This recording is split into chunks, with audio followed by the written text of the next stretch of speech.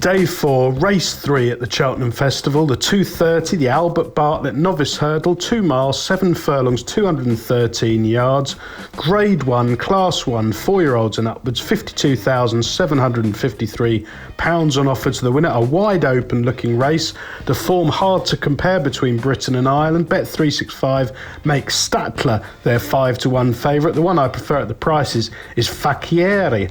Now this 6-year-old gelding has run 7 times over hurdle, plenty of battle-hardened experience in the book, and I really liked his run when up to this kind of trip at Leopardstown last time out back in February.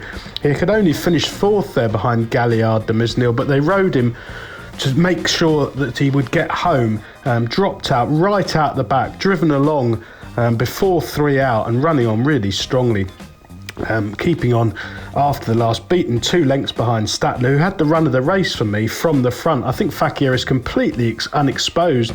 This extra furlong and a half trip should really suit. There's more improvement to come as his stamina's drawn out. They'll be more confident about getting the trip now that they know, and I suspect that some decent ground won't do him any harm either. He ran an absolute blinder on his racecourse debut on good ground at Fairyhouse back in 2019 when 4th in a huge field, and I think he'll be ridden a lot more positively. At a bigger price, perhaps N'Golo, who's a completely unknown at this kind of trip, has shaped quite well, winning 3 from 7 over hurdles so far. All those runs have come at 2 miles. One of them was at 2 mile 2, but I wouldn't be surprised if he did a lot better. He was outclassed behind Appreciate It on the last 2 occasions. He could outrun his price at a huge 16-1 with Bet365. But for me, Facchiera looks the form choice and should relish this stiff test of stamina.